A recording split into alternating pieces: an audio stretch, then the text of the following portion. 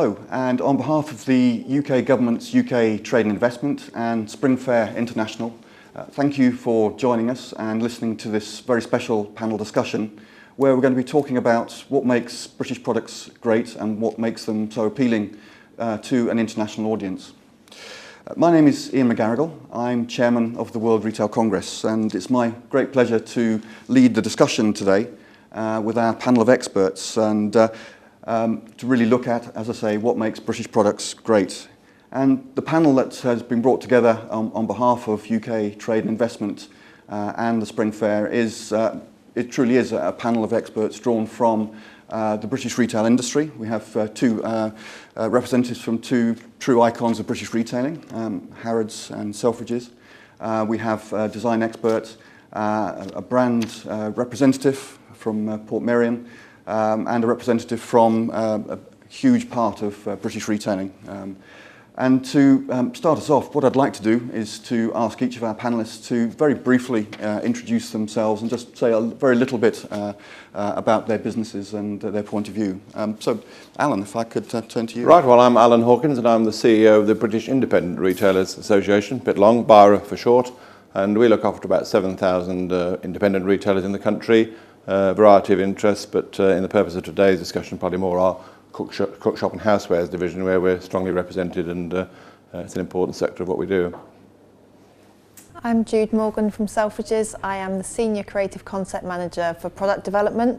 We have 4 stores, 1 in London, 2 in Manchester, 1 in Birmingham, and a great online business. Good afternoon, I'm Dick Steele. I'm Chairman at Portmeirion Group, which is based in Stoke-on-Trent but trades worldwide. Indeed, 75% of all of our sales go abroad. We own Portmeirion brand, also Spode and Royal Worcester, and our brand history goes back about 250 years. I'm Annalise. Good afternoon. I'm the Director of Home at Harrods, so overseeing all of the strategy, product, retail, essence of our home business, so covering 2 floors of our iconic store and about 135,000 square feet of retail space. And I'm Alice Rawsthorn. I'm the design critic of the International New York Times. So I write about every area of design in every country, not just Britain, for a global readership for the International New York Times and the New York Times newspapers, and also for our website, which is the world's most read news website. Thank you very much all, and welcome, and thank you for joining us today. And to start us off, I'd really like to sort of get your views on what you think is so unique about British product, particularly in this home and gift area that we're talking about, because it's interesting the work we've been doing in conjunction with the UKTI. We have been talking to international buyers, and they often use the words heritage and eclectic and unique in terms of describing British products, how they see them. So really interested to start us off, get your individual thoughts, and Alice, perhaps with your international view looking in at British products and British design. I'm just really interested what you particularly think. Well, we have such an incredible heritage, both of design and manufacturing in Britain, that it's very difficult to generalise. But if I had to sum up, to sort of crystallise what makes British design, particularly in this sector, so special, I would say it is the sort of idiosyncratically British mix of the respect for tradition and for history, a real zest for modernity and the new, an ability to continually reinvent and innovate, but sort of twisted together with our typically British sense of humour. And I think that's a very powerful and very appealing combination that has stood British products in great stead from the Industrial Revolution onwards. It really is one of those, I suppose, brands, British brands in essence, that speaks to all of those values. So uniqueness, you mentioned, heritage, provenance, and all the modernity that comes with it. If I try and position that within the luxury market and really speaking to a luxury consumer, what we're seeing in terms of an evolution of that consumer is, whereas maybe a decade ago, that consumer was a little bit more ostentatious, very much buying into brands and logo and being very obvious about their luxury purchases. What we're starting to see at Harrods, and I'm sure across the luxury sector, is much more of a development to a slightly more considered luxury purchase.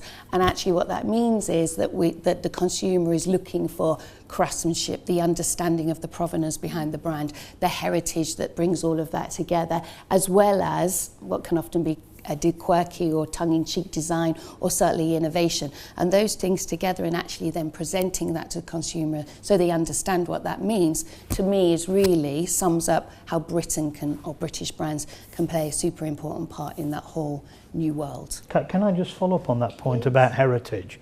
It really is very important, but I'm going to come to heritage, but first of all, I think British also means safety, reliability and quality and trust, and all of those things are really important. And I'm really delighted to be sandwiched between Selfridges and Harrods, which is a really good place to be, and next to Byra as well. In terms of heritage, I'm drinking here out of a cup design which is nearly 200 years old, out of a pattern which is nearly 200 years old. This is Spode Blue Italian, first designed by Josiah Spode the Younger in 1816. That's fantastic. But what does British mean? If you look inside that pattern is Amari, which is based on the Japanese port from which they exported most porcelain in the 16th and 17th century. And the picture in the middle is based on a Frederick de Moucheron print from the 17th century, and he was a Dutch Grand Master. So British also means cosmopolitan, in my view.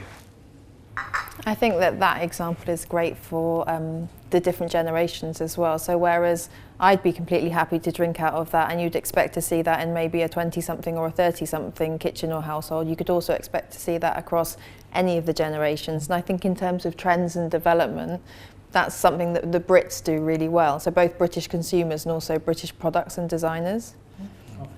I think consumers get sport for choice, because that's a lovely cup, but I'm sure you do more modern designs as well, because everything is, you have to do everything for everybody. The consumer expects to have just what he wanted, if he wants pure heritage, if he wants latest design. And from an independence point of view, we like design, British design in particular, in terms of bringing new opportunities for retailers, because times are hard at the moment, and to get, if you're not fully top end, and you've got to get people to spend their money when it's hardly earned, they need to see something aspirational that they're not used to seeing, and they, well, I must have that, and it's creating demand when they've got plenty of cups where they can drink in their house, and why do I need another one? Well, it's that British design that makes them, tempts them to. And the trust element, just like Dick spoke about, actually, if you're going to invest your hard-earned money, you want to do it in something that you trust the quality, you trust the efficiency, you trust that it's going to, yeah, absolutely, that it's going to bring not just something desirable so it's a pleasure to purchase, but also is going to serve you very well as well in the long run. Indeed. And if you break this saucer, you can replace it in 200 years' time again.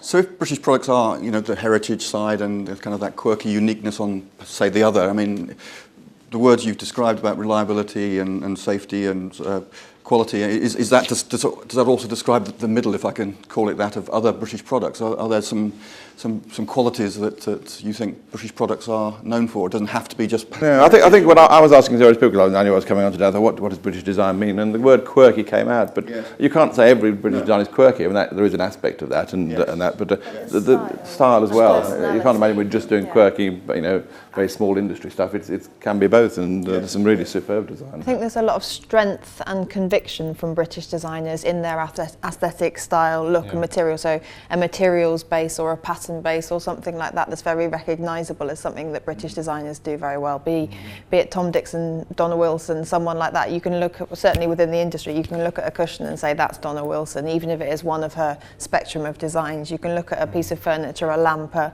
vase, even Tom's new accessories range, and completely recognisable. That cake stand has to be Tom Dixon. I think that's something that British designers do very well as well.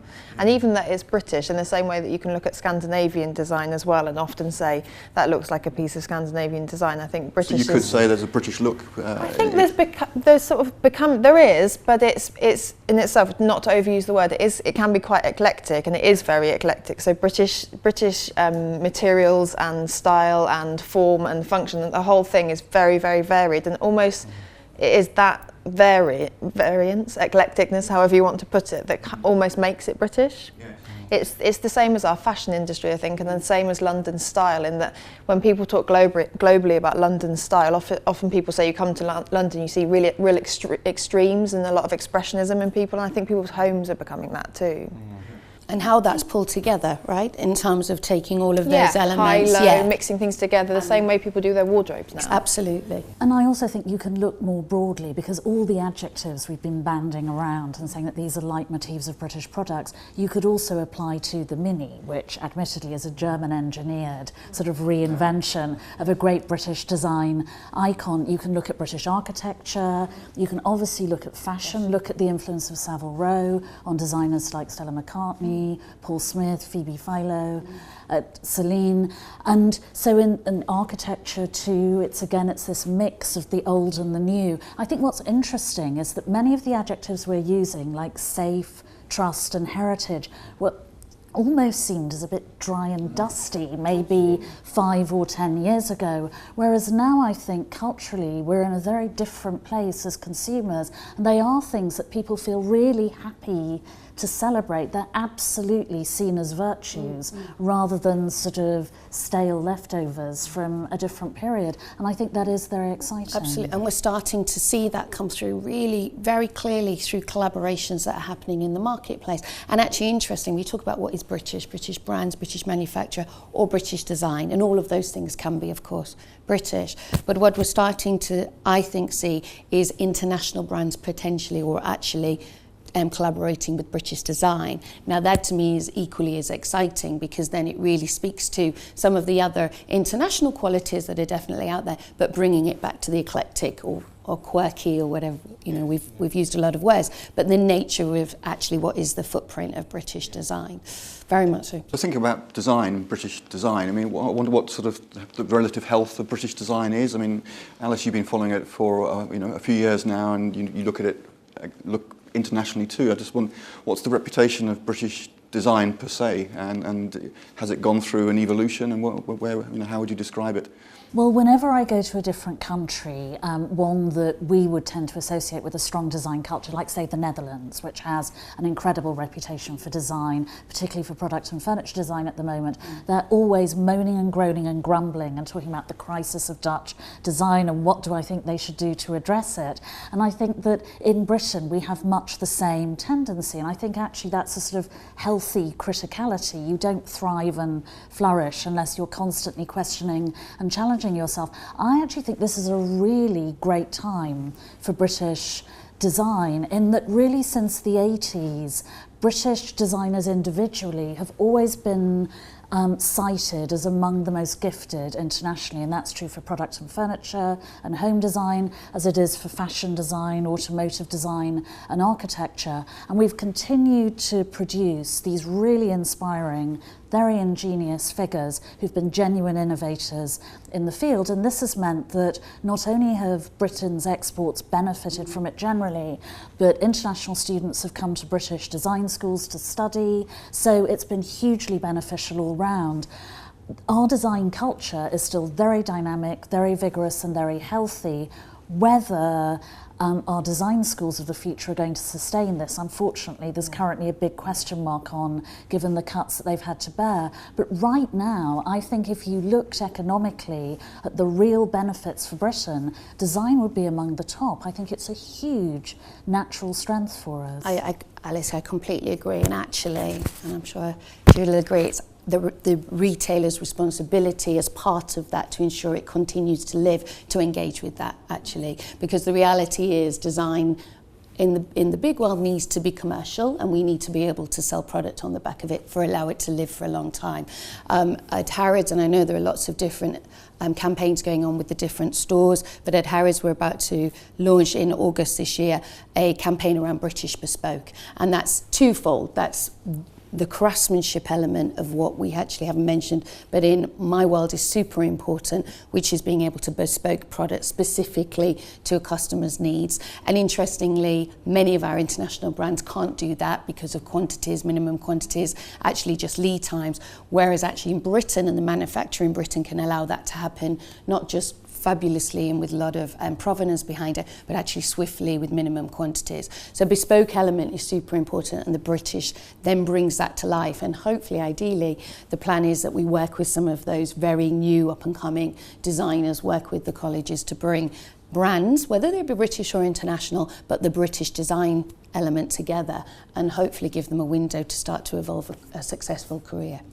I think you mentioned the word commerciality. I think it does have to sell at the end of the day. And I think British design actually brings a sort of practicality to it as well, which doesn't mean it's downgraded the design element of it. But I mean, I think in London, I've got 2 sons who live in very small flats, and the way they've used design to actually make things work in a small space, mixing bowls that go inside each other, and scales you can fold back into one little strip and then the drawer. If you haven't got the space, and the design is actually meeting a need. So there's a practical element to the design, I think, and colour is a whole area too. They're redesigning the seasons from a retail point of view. They're recreating the demand, even with people who've got the product, because they, colour, well, it's the wrong colour for this season. Great from a retail perspective, because you've got to sell it again, haven't you? I think one of the manufacturers last year, one of the awards ceremony we did was doing toasters with different coloured panels in it, so you could change the panels to suit the season, which actually may not be a good thing, because we'd rather sell the toaster again, but actually it's probably a practical thing to say, this is design and fun, and we're aware that you want to change colours. I think consumers want to make quite rapid changes in their homes as well these days. People are a lot more fashionable and keen to make changes often. I think so often retailers tend to,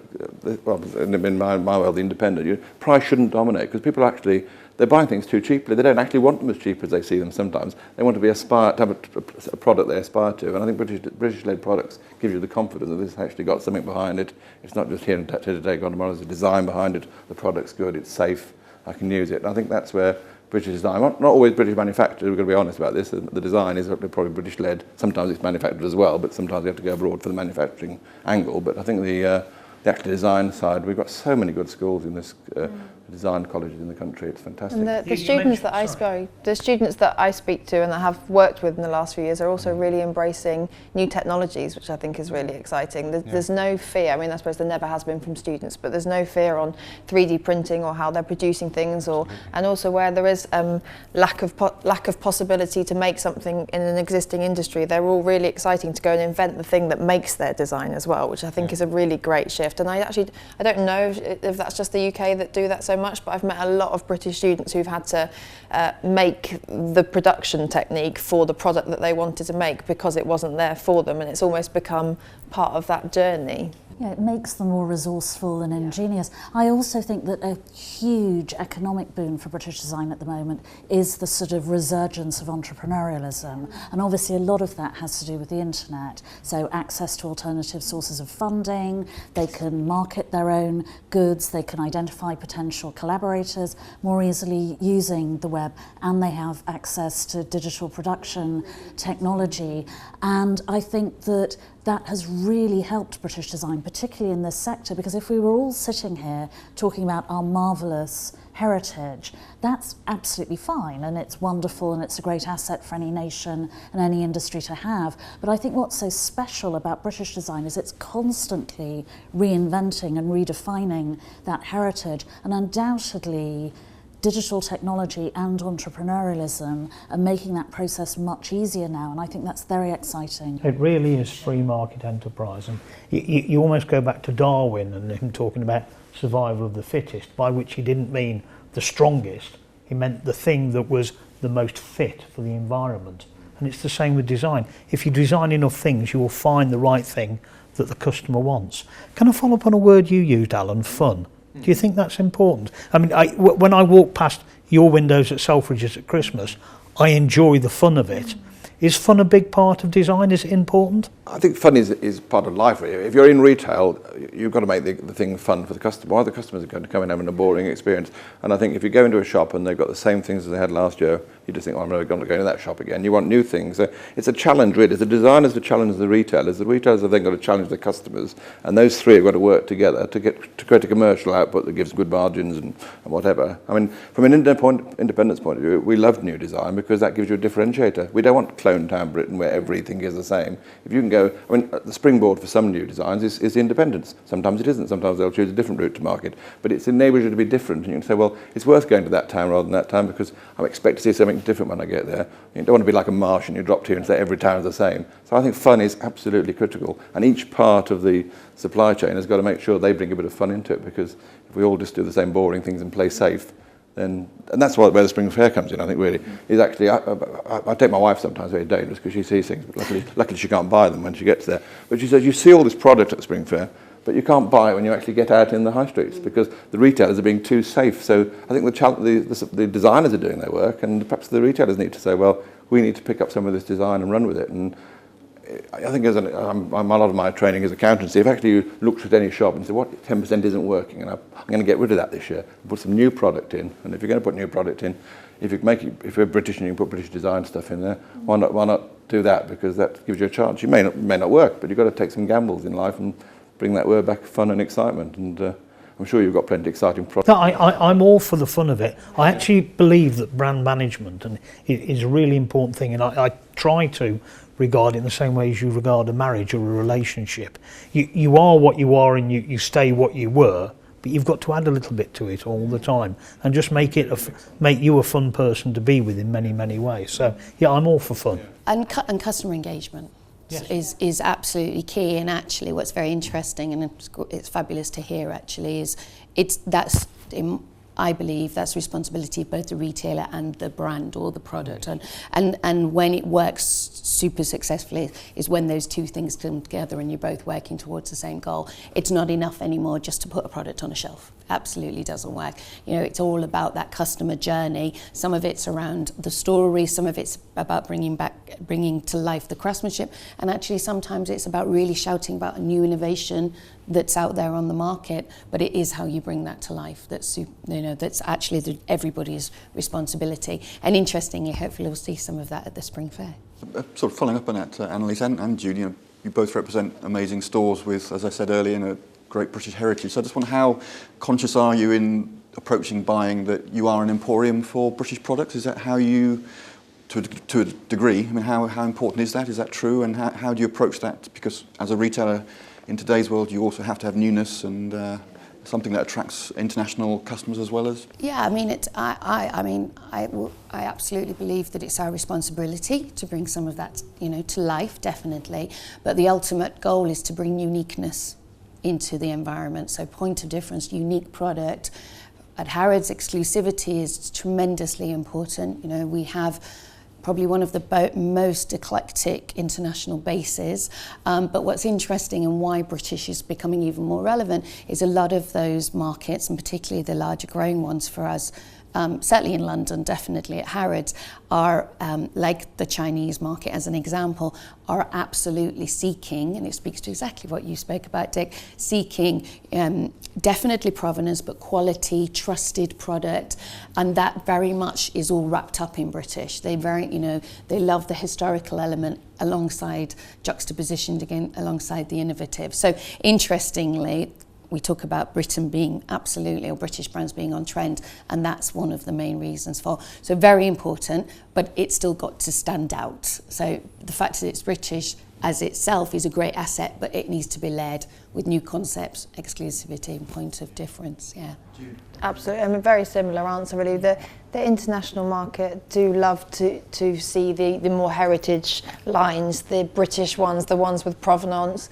But we're an international store with international brands and international customers, and we have a policy of everybody's welcome, and we sort of often talk internally about high, low, fast and slow, which means that we're looking for the brands, we're looking for the products, we're looking for the exclusives, and I think we'd always like to keep that international mix to make sure that there is truly kind of something for everyone.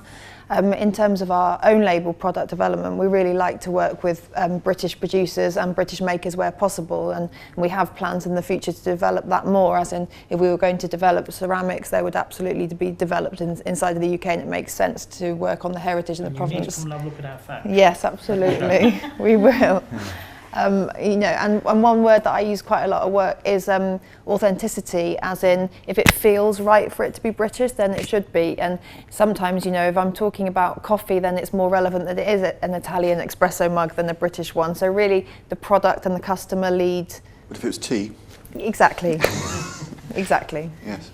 But just as similar question to Alice about design and the health of the design industry, it's interesting you talk about sourcing from British product. I mean, it's you know, debated a lot now about trying to rebuild British manufacturing and producers. I mean, what state of health do you see British companies in that way? I mean, obviously Portmeirion and Rawsthorn are 200 plus years old, but what's... We brought quite a lot of production back to the UK since 2009. We still produce quite a lot abroad. Our own factory is full up, producing finest English earthenware. When it comes to bone china or porcelain, we have that made abroad for us, but it's to our specification and it is our design and our product. So we do as much as we can, and Stoke itself is thriving. Stoke as a town is producing 1 million pieces of pottery a week. We're doing 155,000 a week. It's so kind we're of quite busy. Built into the PR story as well, isn't it? And I think there's been a real resurgence I've noticed in young designer makers going back. Like there's a young girl that we were working with last year in London, in East London, who actually moved to Stoke so she could do all of her production there. And cities like Nottingham, I think, are becoming really important again. You know, I think Mary Portas and her knickers, which is not a home product, but you know, sort of reviving those factories in the UK. That's what the PR teams talk about, and that's what they enjoy. So I think it's a really positive thing. Alice, do you see that as well? Do you have a sense that British manufacturing, British production is improving and growing again? Well, I think to go back to the Darwin analogy, it is the survival of the fittest. And what seems to have happened is that obviously the sort of the mushy middle, if you like, of British manufacturing hasn't survived. But any company that really does have a claim on quality, on a point of difference. I mean, one of the really interesting things at looking at the exhibitors at the Spring Fair is there are so many companies with incredible provenance. I mean, you look at a company like Ulster Weavers, where when you look at any of their tea towels, you know, the simplest of products, whether it's one of the very traditional designs. I mean, this is a company that's been weaving Irish linen for over 200 centuries, and you can tell it when you look at the tea towels. There is that authenticity, lovely word that you use, that just sort of screams out at you. And I think that their example in continuing, in sustaining, has inspired other companies to sort of start manufacturing anew and afresh. There are lots of young designer makers who, perhaps because there wasn't a manufacturing infrastructure for them to draw on, have had to work on their own. And also because I think we do now prize those traditional techniques and processes. I mean, it's wonderful to read about young potters going to Stoke-on-Trent. There's also a wonderful precedent for it. After, when the Bauhaus design school, the famous modernist design school in Germany, sort of dissolved as Nazi persecution drove many of the students and teachers from Germany.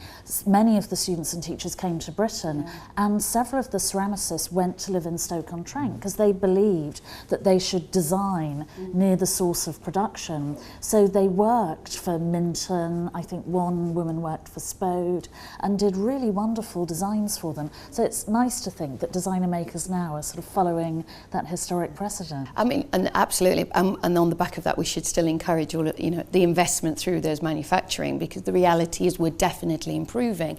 I would love to see it much more so. You know, there are still key elements that we work with. You know, Sheffield, obviously, for silver, Cashmere in Scotland, Hoyk, Johnston's, amazing. But I would still love to see, you know, a lot of the designers still have to go elsewhere for commercial reasons, you know. The P&L has to work for your business. So it's definitely improving, but I would love to see more coming our way. But a lot of the modern design doesn't need massive production runs. If you're looking for exclusivity, you don't need to go overseas necessarily, because you're looking to try an idea. Right? It's a scale thing really. So I think that's where the British design and manufacture can work really. And if it is mass produced, then it loses a bit of that exclusivity as well. So I think.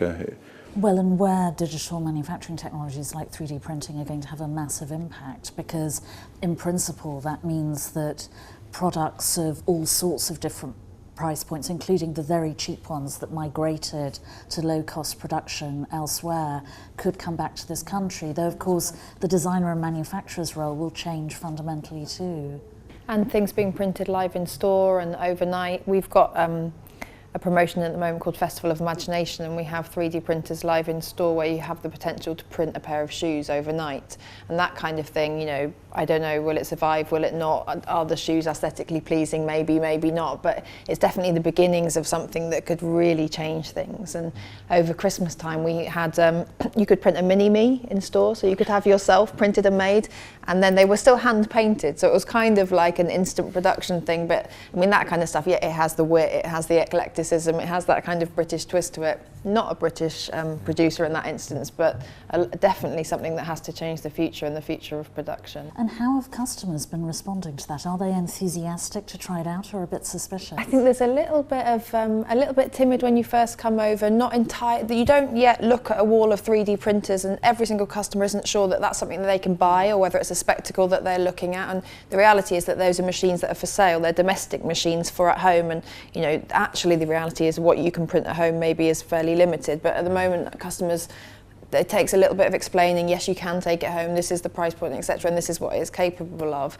But that's a different thing as well, isn't it? Where the customers become the designers themselves. They become the designer maker. What does that do to the industry? How will that change things? Are you actually going to start buying patterns of design? So rather than come and buy a table in your store, do I come in and upload the design of that table and print it myself? You know, there's all those kinds of... They love the fun of it though, don't they? I mean, that's the whole, that customer engagement, regardless of whether taking it home is what brings it to life. We're thinking about these cutting edge sort of technologies and design, but coming back to Dick and the Portmeirion group, you know, the word heritage comes to mind, but you're still with us 200 plus years on, and yes, that design may not have changed, but I know that's not true across the whole range. I mean, how important is remaining relevant, staying relevant? And absolutely vital. How do you approach that? Absolutely vital. Even with a product such as Blue Italian, or our flagship product, which is Botanic Garden, a Portmeirion brand, we are constantly putting new items into it to keep the brand fresh. And Botanic Garden, as a case in point, Korea, South Korea is our third biggest market. It's a huge export market for us, about £12 million a year. They cannot get enough Botanic Garden, and they were making pots while we were still painting ourselves blue. That their ceramic history is beyond ours, way beyond ours. But they love it. But staying contemporary and staying new. If I turn to my bag of tricks down here, here's one I made earlier. This is Sophie Conran for Portmeirion, and that looks handmade. It isn't handmade. It looks it though, doesn't it? It does look it. Yes, yeah. That's a 10.5 inch dinner plate, or what we'd call a dinner plate. Retails at about £14. That is contemporary. That is white. It is what she wants to buy now, but some of them still want that as well. Both. Yes, Yeah, or as indeed well. both. Yes, so you've got to be contemporary, and this helped to revolutionise Portmeirion's business, because all of a sudden we could say to the department stores, yes, we do pretty, but we also do contemporary cutting edge here, and I'm really pleased with this. But this is a £7 million a year product to us. And that's what would keep it relevant. Yeah. I think every white is the colour at the moment, and although this is good as well. But I mean, when I'm buying wedding presents for younger friends or whatever, they always want white. But how do you variation white? So you have to put design into it. I can see that looks almost slightly, definitely off trend, off from shape. So that looks handmade. So that's special. And yet, you know, there are things you can't improve upon. Sorry, I'm turning this into a product thing. No. If you hold that cup is an 1820 design. The shape, Josiah Spode the Younger again, London shape cup. I don't think you can improve upon that as a cup for holding. I think it holds fantastically. Yeah. And so there are things you can't improve upon, and there are things you can improve upon. Yeah. And that's, I think you mentioned earlier, collaboration. I think that's where it gets really exciting, and that's how British brands can stay really current. So you have the heritage to pull upon and draw upon and keep hold of and have as a constant, and then you have the more seasonable, fashionable trends and sort of opportunity up here for collaboration, and be it British and British or fashion with home or home with home. I think collaboration is something in the market that's really important now. It's becoming more and more current. But, you know, take that cup, invite Peter Pilotto to design a pattern or collaboration on it and do a limited edition run that's, you know, essentially the same ergonomic design with that handle that works so well, but with a great new fashion design collaboration, or, you know, Faye Toogood, let her get her hands on it and see what she does to it. You know, those kind of collaborations, I think, are what keeps consumers really interested, what keeps a brand like that at sort of the forefront of fashion, as well as drawing on its heritage. And that's I think, the brands that really survive. You know, there's the new exciting ones, which are new and exciting, and then there's the ones that have made it through that entire history for very good reason, because you have the core to build upon, and then the development and the newness as well. Indeed. And again, you're a hugely international business. I just wondered, what, for international buyers that are watching this this film, what lessons have you sort of learnt over the years in terms of working with international customers, and how do you have to adapt? Be in your market and know your market. In the States, in North America, well, in Canada and the USA, we have a big showroom in Manhattan. We have a big warehouse in Connecticut. Our chief executive is actually based in the USA, and that is our biggest market. We're very Christmas orientated over there. We have 7 different Christmas patterns, which is something we in the UK don't really understand. But in the States, at Thanksgiving, you clear your tableware, you put your Christmas pattern out, it stays there till New Year, then you revert to your normal tableware. We have a pattern called Spode Christmas Tree, which we introduced in 1938, and it's a $10 million a year pattern to us. If I go back to South Korea, it's Botanic Garden because it's highly decorated and it looks very expensive because of that. Whereas in the South Korean market, they would not necessarily buy Sophie Conran for Portmeirion because it's white and it's plain and it looks peasant wear. But to us, it's contemporary. And of course, also in South Korea, they're going to eat a lot out of bowls. So you're going to have quite a range of bowls in your range, far more so than you would for the UK market. So it's know your customer. And I go back to this idea of marriage and the brand. It's knowing the other side to the relationship and trying to make the other side to the relationship quite excited about being in the relationship. Yes, yeah. I guess for Harrods, Selfridges and your members, I mean, you know how to adapt to international customers, so I guess any international buyer coming into the UK should certainly visit your stores to see because you're obviously responding to your international customers as much as... Absolutely, and we often say, you know, we often work with brands, newer brands, sometimes in a major way. So Tom Dixon is about to join us, and you know, literally a flagship boutique within Harrods, and that's great for him in the UK market, although he has already got a great reputation and an amazing customer base. But actually what that gives Tom Dixon the opportunity is really to reach out even further internationally, and so we are a platform to a global market, which can work particularly well. And interestingly, we do work with our brands, Spode being one of them, on what is working in different markets to bring it to Harrods, because our international customers are spending with us. Squint is another, really very, greatly well known in the UK, and we're bringing them in a very small way, but predominantly, in fact, will be great, nice business for us, but actually for that brand in particular, that's very much about reaching out globally and almost assisting them in developing a global market, because as long as it's done in a controlled way and everything still remains quite unique and special, which it can on that level, we're just helping, I suppose, manufacturing British brands generally. We as a brand benefit hugely from being in Harrods or being in Selfridges or in the UK High Street, because visitors from overseas come on. We get a lot of overseas visitors and they see it in store and they say, that's valuable because they stock it. Thank you very much. Yeah, they've made that edit and that selection for you. And I think the online market gets really interesting for that as well, because obviously the online platform is international as well, and the customer will come to Selfridges or Harrods online because they know that brand, and then they trust our selection, our edit, exactly to represent those brands. And then you do become a platform, and the distribution from online is international, and then it's knowing what to highlight and when, and which customers are interested in what and why. So I think that we keep coming back to that cup. We do. Shall I put it away? No, is it not at all. It's very photogenic. What I think is that the same customer is interested in the same, a different customer, is interested in the same product for multiple different reasons, and it's how you present that, where you present that, how you talk about it, socially, digitally, visibly in store, VM, all of those things that package that. You could show that to 10 different customers in 10 different styles more than. And that is very important. I mean, it's difficult for the independent to take an international view on the market. I mean, but what I would prefer is the manufacturers see the world as their marketplace, so they look for their volume abroad, and then they can keep the UK unique and not prostitute, or what the word is, for the UK market. So we like that individuality and specials that independents bring there is better if it is kept that way. I don't mind you two being competitors, because your brand as well. You only got one shop each, or two, not too many shops each, have you? But not that many, you know what I mean? So you're unique shops in your own brands in your own name, aren't you, really, as well? So the uniqueness of independence and some iconic British names as well is great for keeping the brands safe and strong, rather than going for the volume. But interesting, what if you go back into English history or British history, let's say British history, not English history, what made us strong as a nation was the merchant culture. And the merchant culture was enabled because we had such a strong home consumption market. You bring it from overseas to here, sell it here into a big market, and you've got stuff to export elsewhere.